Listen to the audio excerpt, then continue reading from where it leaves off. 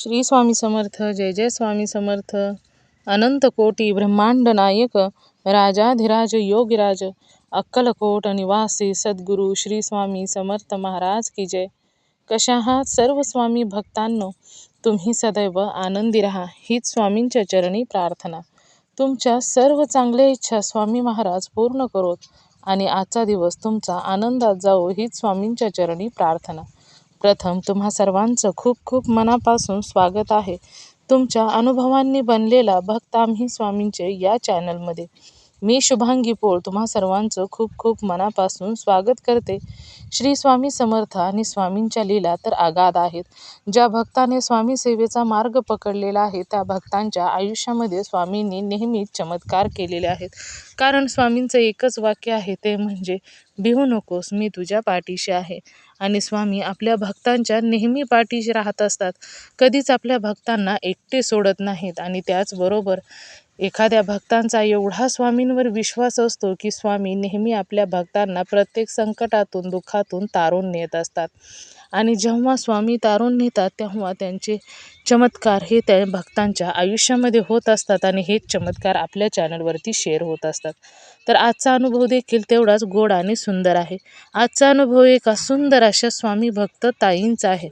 आणि त्या ताईंनी आपल्या चॅनलवर अगोदर देखील अनुभव भरपूर शेअर केलेले आहेत. तर त्या ताई या वाई येथील आहेत. चला तर मग त्या ताईंच्या आयुष्यामध्ये स्वामींनी जे चमत्कार केलेले आहेत ते ऐकूया ताईंच्याच शब्दामध्ये. चला तर मग ताई सांगायला सुरुवात करतात. स्वामी समर्थ. श्री स्वामी समर्थ. बोला ना. तर आमचा अचानक अक्कलकोट जाणं झालं. अरे वा. मी वाईतून बोललो, ओळखलं असेल हो मला. हो, आवाज ओळखला. हा, जाणं झालं आमचं. शनिवारी गेलो. हा हा शनिवारी रात्रीच्या 12ची तिकीट काढली. 12ला बसलो. हा हा. पाठ 6 वाजता पोहोचलो अक्कलकोट मध्ये. अरे वा वा. आणि तिथं थांबलो बिंबलो सगळं. हा. आणि थांबल्यानंतर तोंड बिंड धुतलं, सगळं व्यवस्थित केलं. म्हणलं आता चला स्वामींच्या ह्याच्यात जावं, देवळात जावं म्हणलं. तर तिथं म्हणजे गर्दीच नव्हती. गेल्या वेळेस सगळे आवराआवर करून पण राहिलं होतं ना आणि अचानकच ठरलं आता. हो, ते म्हणले त्यांच्या आईबाईचा आजारी तुम्हाला नाही का सांगितलं. ते आले आणि म्हणले बघा तुम्हाला कधी जायचे अक्कलकोटला, मी तयार आहे असं म्हणले डायरेक्ट. म्हणलं जायचं विशालला म्हणलं आता बाबा त्यांना म्हणलं आता पहिली तिकीट गेली वायाला 1400-1300 गेले वायाला. आता घालू नका, एकदम तिघांचा विचार ठरू द्या. तर ते म्हणले हो 100% जायचंच म्हणले. विशालला म्हणले काढ तिकीट. त्याने शुक्रवारी तिकीट काढली आणि शनिवारी जाणं झालं. अरे वा. आणि तिथं गेल्यानंतर रांग नव्हती, काय नव्हती, काही नव्हतं. मस्त दर्शन मिळालं, सगळं झालं. अरे वा. हो, मी तर 2दा घेतलं स्वामींचं दर्शन. अरे वा वा. म्हणजे बसले आणि थोडी वेळ गसली म्हणजे आता 5-6 माणसं असलं तरी ज्याला वाटतं की आमचं घ्यावं आम्हाला हो द्या. मी घेतलं, पुढे सरले.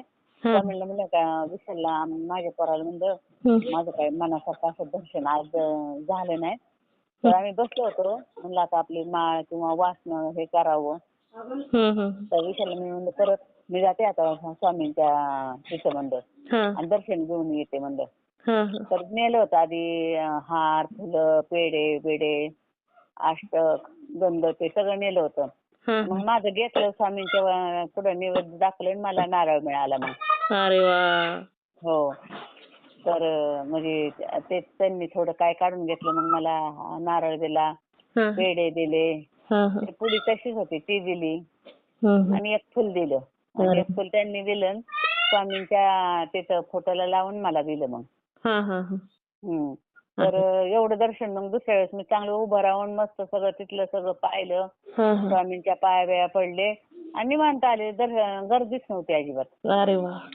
हो, दुसऱ्यांदा पण. आणि मग जाताना परत म्हणजे चला आपण विषयाला पण जाता जाऊ. तिसऱ्यांदा पण दामात झालो कारण गर्दी नव्हती ना सकाळच्या पारी. आम्ही 7ला तर 6:45ला त्यांच्या ह्याच्यात होतो, मठात होतो म्हणजे. त्यांना मस्त दर्शन झालं, सगळं झालं. हा हा हा. आणि मग गेलो तुळजापूरला मग. अरे वा, म्हणजे तुम्ही तुळजाभवानी आईला पण गेला. हा गेला. पण तिथं अतिशय गर्दी होती. पहिलं सगळं देऊळ पाडलं सगळं आणि त्यांनी 3 मजली खाली वर केले. 1, 2, 3 एवढी गर्दी हा हा हा. गर्दी असते ना मग त्यांनी लाईनीत आता 3 मजली केली. पण एवढी घसली बाबा तिथं मग माझा एक नवस होता ना, या पोरीने केला होता नवस. हा हा. म्हणजे की आम्ही येऊ हे तुळजापूरला दोघं जोडीने. हा हा. आता तो 5 वर्ष राहिला तर मग मी म्हणलं विशाल आपण नवस फेडून घे. मग मी 300-400 रुपयाची चांगली साडी घेतली किनारपत्राची हिरवी, ब्लाऊज, हा. वटी, तिथंच सगळं घेतली का नारळ. तुळजापूरमध्ये? नाही मी इथनंच नेलं होतं सगळं. हा हा हा. इथनं सगळं नेलं होतं हार. तर सगळं नेऊन तिथं गेले. पण मी इतकी गर्दी अहो, इतकी गर्दी म्हणजे आमचं 3-4 तास लाईनीलाच गेले बघा. हा हा हा. अरे वा. म्हणजे तिथं तुळजापूरमध्ये गर्दीच आता म्हणजे मार्गशीर्ष महिन्यात लोक येत असतील ना. हा सगळ्यांच्या त्या परड्या. हा बरोबर आहे. सगळ्यांच्या परड्यामुळे सगळ्यांची गरज झाली. मग त्या तुळजापूरचं तोंड भरलं म्हणलं अहो हे सगळं नवसाचं आहे. आणि मग नवसाचं दिल्यानंतर मग मला काय केलं सगळं साडी बिडी दिली आणि एक नारळ दिला तिथं पण. हो. आणि मग आलो बाई कसं तरी तोंड पाहिलं आणि आलो पाहिलं एवढं सांगतं तुळजा ह्याचे नवसाचं आहे घ्या म्हटलं. आणि ती ओटीचं राहिलीच अहो, ओटी दुसऱ्या पिशवीत राहिली ती ओटीचं राहिलीच. आता म्हणलं इथं आपलं तुळजाभवानीचं विशाल म्हणलं आहे दनखवडीला म्हणजे आमच्या पुण्यात. तर आपण ठेवून येऊ ओटी म्हणला. ओटी तशीच राहिली. साडी बिडी ब्लाऊज पीस सगळं गेलं मग बाकीचं. ओटी राहिली तशी दुसऱ्या पिशवीत. अहो नुसती एकाव करून दमलो चालून लाईनीत चालून दमलो. गर्दी होती का तुळजापूरच्या मंदिरात? हा लय गर्दी म्हणजे अफाट गर्दी होती. त्या गर्दीमध्ये लक्षात आलं नसेल. हा आणि एका पिशवीत ठेवलं ती काय ह्यांनी काढलं असेल ती गेली असेल ती दुसऱ्या पिशवीत. तर म्हणलं इथं आले म्हणलं आता द्यावं एखाद्या देवळात म्हणलं. चालतं ना तसं काय नसतं. म्हणजे तांदूळ राहिले फक्त पीस गेला. पीस साडी सगळं गेलं तांदूळ राहिली वटी अशी.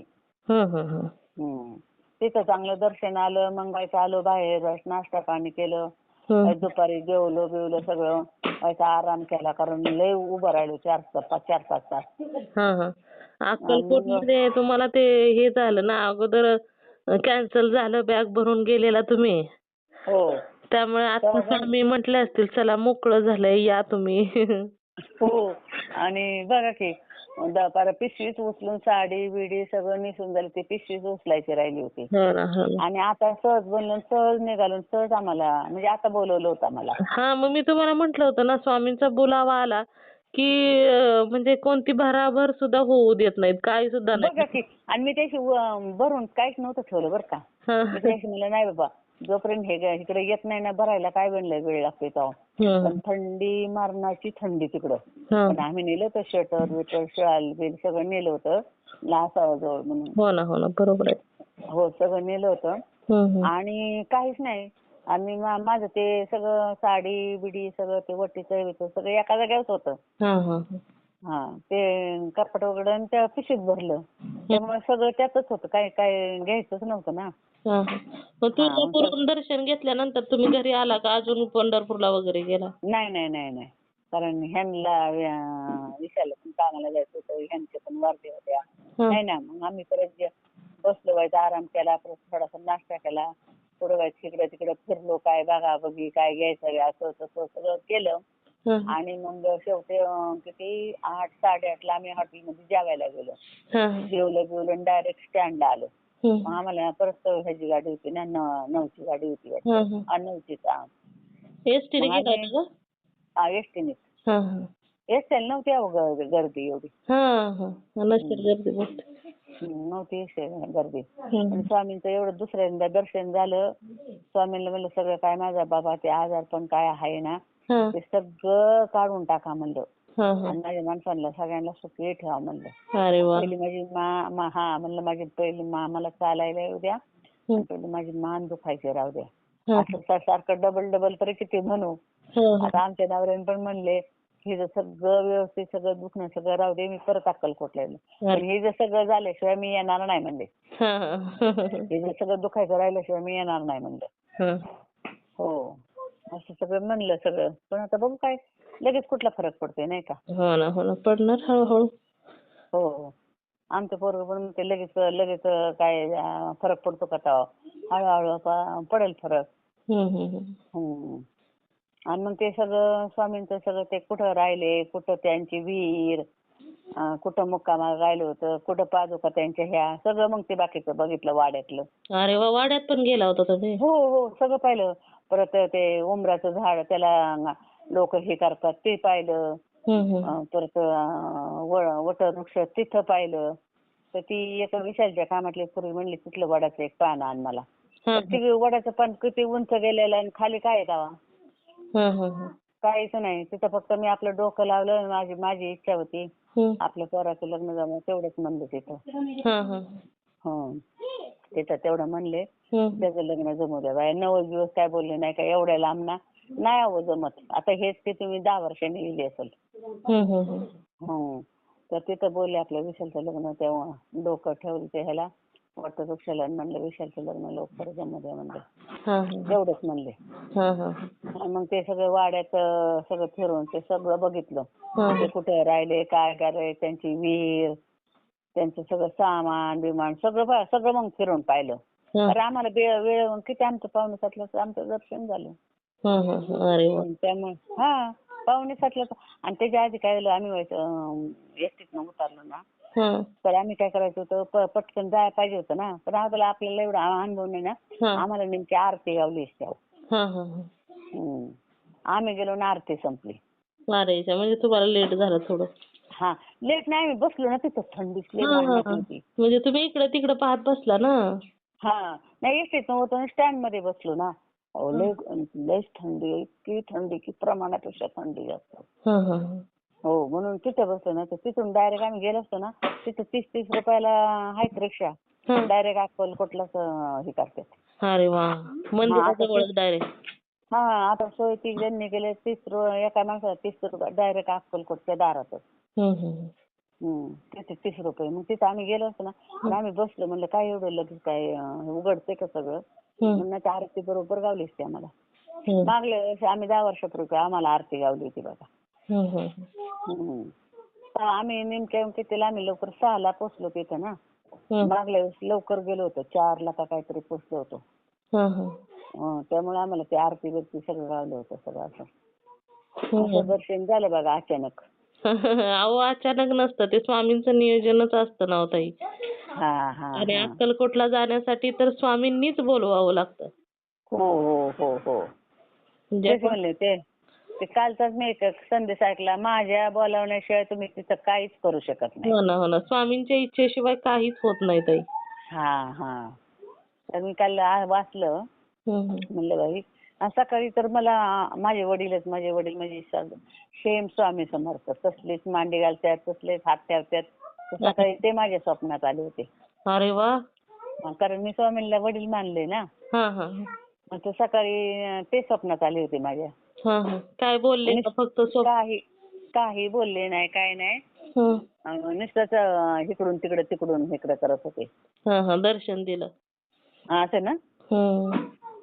आणि ते माझा धाकटा भाऊ पण माझ्या स्वप्नात आला. आज त्याचे हात पीठ पाय सगळे स्वामींच्या वाणीचे. तो पण कधीच नाही त्याशी पण माझ्या स्वप्नात आला. नुसतीच मांडी घातलेली दिसली मला. अरे वा. नुसती मांडी घातलेली दिसली. तुम्ही स्वामींना पाहताय ना वडिलांच्या रूपामध्ये त्याच्यामुळे त्यांनी ते वडिलांचं आणि भावाचं रूप घेतलं असेल कदाचित. असं. आणि नंतर 2 दिवसांनी इकडे आल्यावर ना अगं बाया रात्री सगळ्या स्वप्नात स्वामीचं फोटो सगळं जिथं बघावं तिथं स्वामी स्वप्नात. सगळे फोटोतले स्वामी दिसत होते. इतके 10-15 वेळा तर स्वामींचेच फोटो दिसत होते मला. अरे बापरे. सगळं स्वामी सगळ्यात जिथं माझी नजर दिसते तिथं स्वामी. अरे वा. हो, इतकं म्हणलं हे काय बाबा आता जिथं बघावं तिथं स्वामी तिथं आले 2 दिवसांनी. नाही स्वामींना मी म्हणलं, स्वामी काय हो म्हणलं, अहो म्हणलं मी इतके वेळ जायचं जायचं जायचं म्हणलं स्वामी, हम्म. आणि मी तुमच्या दारात आली आणि मला तर काहीच अनुभव दिसेना तुमचा म्हणलं. हा हा हा का मी तिकडे गेले आणि काही पूजा बिजा केली नाही म्हणून तुम्हाला राग आला का काय म्हणलं. हम्म. मी करणार आहे अहो म्हणलं व्हायचं, माझी पण तिकडून आले नाही काय तब्येत म्हणजे मान का दुखतो म्हणजे मान दुखते काय म्हणजे तब्येत चांगली राहणार का म्हणलं. हम्म. तर माझी तब्येत तिकडे तिकडे सोमवारपासून मी काल पण रात्री झोपताना म्हणलं हम्म. की मी सोमवारपासून परत रेग्युलर तुमची पूजा परत तारक मंत्र हे सगळं म्हणेल म्हणलं स्वामी. असं काय करू नका पण मला द्या की अहो म्हणलं प्रचिती व्हायची. हम्म. अशी मी म्हणत होती. मला चालाय तर येऊ द्या, मान तर राहू द्या, सगळं राहू द्या अशी म्हणत होती. आणि जे स्वामी सगळे स्वामीच स्वामी दिसत होते. अरे वा. हो स्वामीच जिकडे दिसत तिकडे होते. स्वामीच स्वामी. हो स्वामीच सगळे दिसत होते. हम्म. हो म्हणजे काय म्हणत नव्हते काय नाही पण डोळ्याने बघावं स्वामी, बघावं स्वामी, बघावं स्वामी, हम्म. सगळं स्वामी.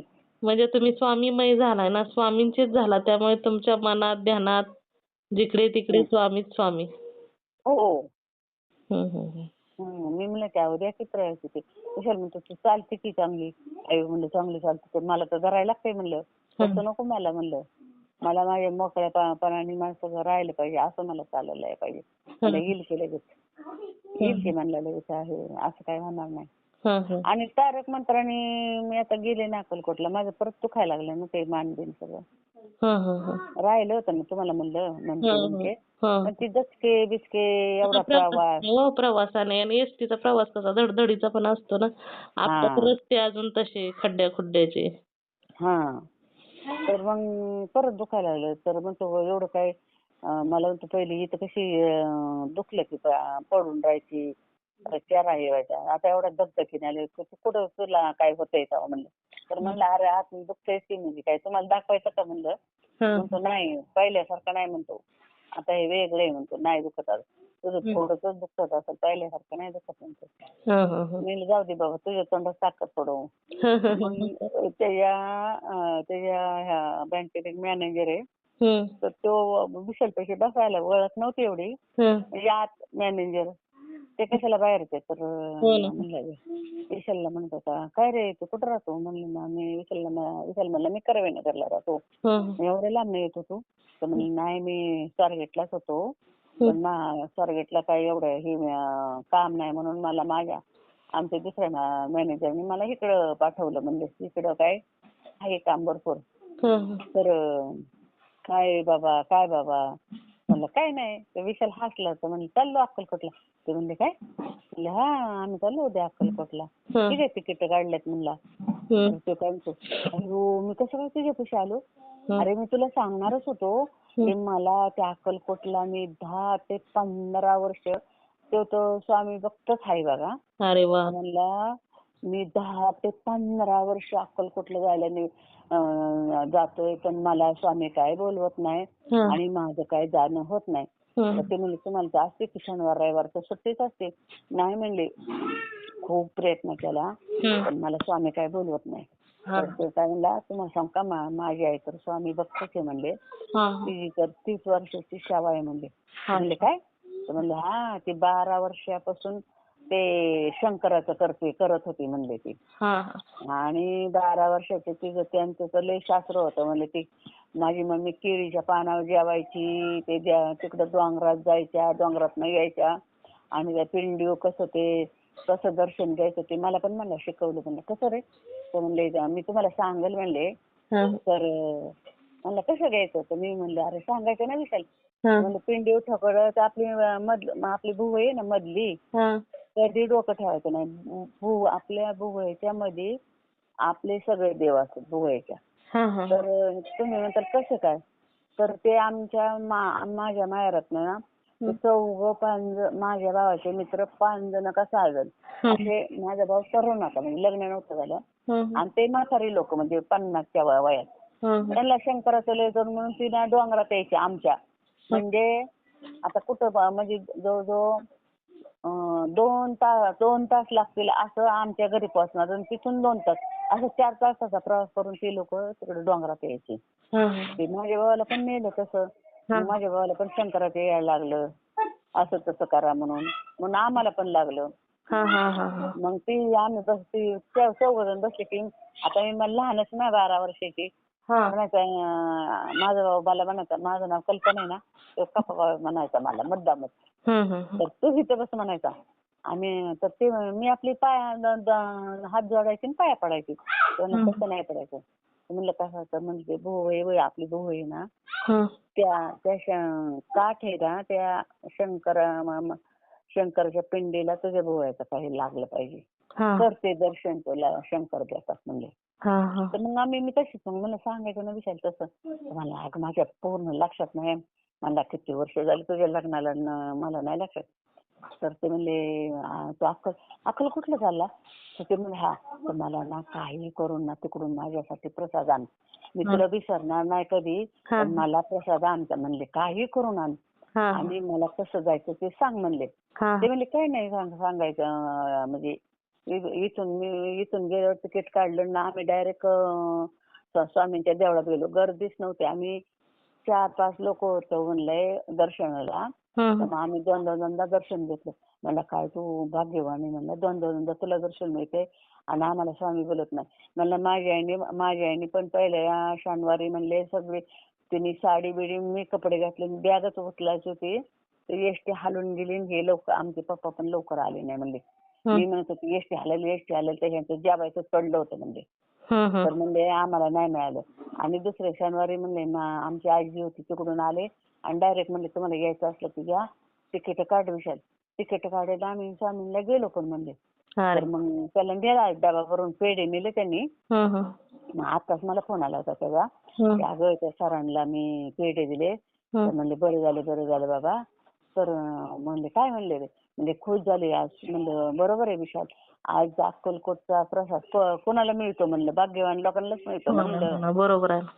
हा तर मी म्हणलं आपली डॉक्टर चोळणार होते तर एक माणूस एवढा उंच होता आणि मीच आत गेली होती चोळायला. तेवढ्यात ते म्हणले त्यांना अक्कलकोटची 2 माणसं आलेत त्यांना आधी जाऊ द्या मग तुम्हाला हे करू. म्हणलं बरं डॉक्टर म्हणलं मी बसू कुठं म्हणलं बसा खुर्ची.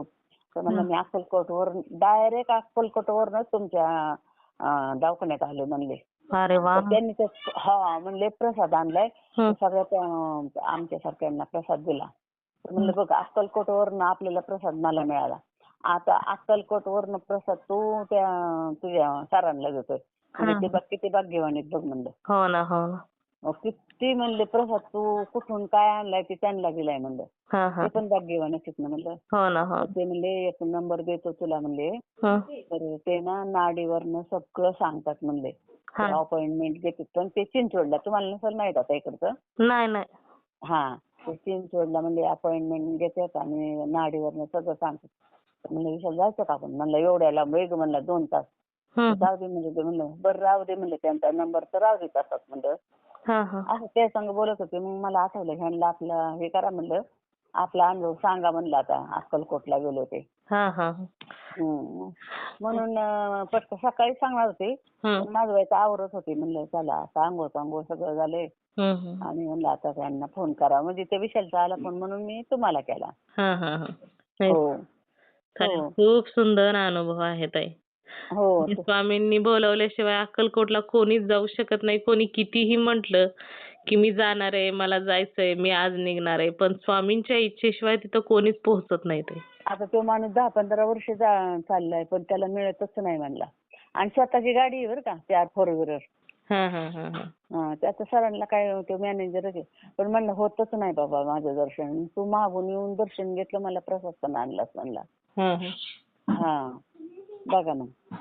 तर विशालला म्हणलं तसं नसतं बाबा. आता कालचा आपण संदेश ऐकला ना स्वामी म्हणतात तुम्ही किती केला मी म्हणल्याशिवाय काहीच होणार नाही म्हणजे. मी म्हणलं ना की या म्हणून या नाही म्हणले मी नाही. हो ना.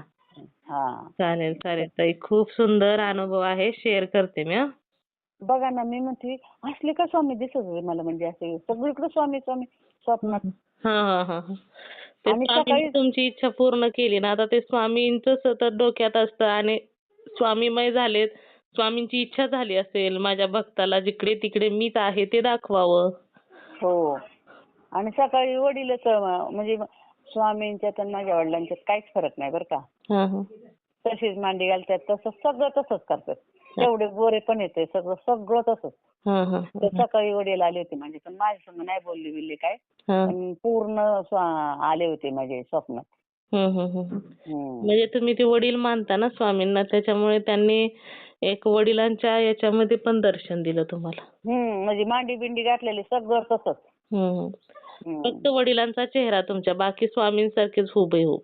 हा. अरे वा. हा आणि त्याची भावाचा दुसऱ्या दिवशीच भावाचा लगेच आला. हां हां तसलेच हात पाय सगळं मांडी बिंडी घातलेला तो दिसला मला. हम्म. मी व्हायचं स्वामींचा राग केला का म्हणलं स्वामी काय हो तुमच्या तिथून आले तर मला का फरक पडत नाही. विचार म्हणतो लगेच फरक पडतो का जाऊ म्हणले. पडेल शिवायचं म्हणलं. तर म्हणलं एवढं तारक मंत्र मी पहिलं माझं 4 दिवस झोपलं आता 21 दिवस केलं तर मला काय म्हणलं असं हे होत नाही रे. म्हणतो पडेल की फरक. आता परत म्हणलं तारक मंत्राचं आता परत करते सुरुवात. जोपर्यंत राहत नाही तोपर्यंत आता करणार सुरुवात. हो बरोबर आहे. करायची सुरुवात करता करता परमेश्वर. हा तर म्हणलं आता परत आज तारक मंत्र करते परत सुरुवात. चालेल करा. चालेल. हो खूप सुंदर अनुभव आहे ताई, शेअर करते मी. हा चालेल. चला, श्री स्वामी समर्थ. श्री स्वामी समर्थ.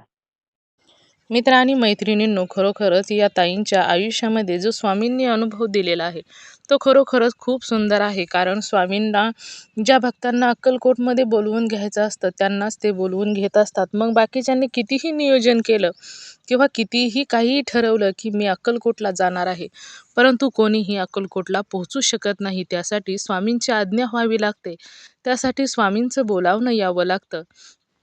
तेव्हाच प्रत्येक भक्त हा अक्कलकोटला पोहोचत असतो.